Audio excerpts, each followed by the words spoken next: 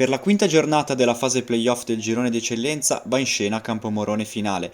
Entrambi sono reduci da una sconfitta, i padroni di casa vogliono rifarsi dopo la sconfitta maturata sul campo del Taggia, giallorossi invece a caccia della prima vittoria per salire sull'ultimo treno per la promozione in Serie D, partita che promette spettacolo.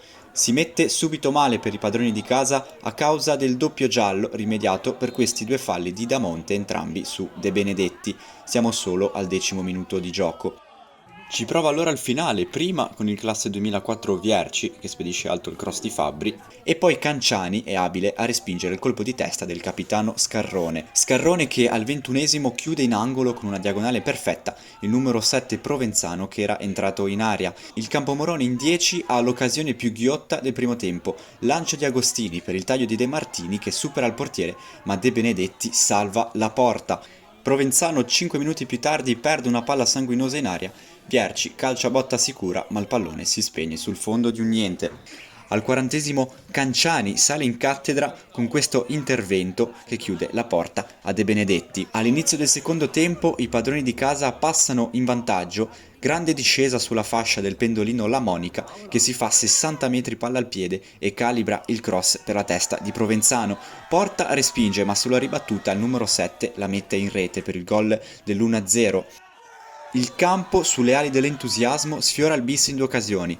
Prima De Martini da due passi colpisce di testa per Coppola, in posizione di fuorigioco, e in seguito, al 56° Provenzano serve in area Fassone, che calcia di potenza sul primo palo, ma la risposta di Porta è da applausi e merita il replay. Il finale si riaffaccia dalle parti di Canciani al 60°, con la punizione di Fabbri calciata a rasoterra sul primo palo che il numero 1 respinge in corner. Stessa sorte capiterà al colpo di testa di De Benedetti 10 minuti più tardi. I padroni di casa hanno la chance per chiudere il match sul contropiede di Righetti servito da De Martini, ma Porta tiene in vita i suoi con un gran doppio intervento. A 10 minuti dal termine il subentrato a Rocca semina il panico in area e conclude in porta dove trova l'attento Canciani. All'83° ai giallorossi viene annullato un gol per fuorigioco di Renda sul lancio di Galli. Rivediamo il replay per cercare di capire meglio.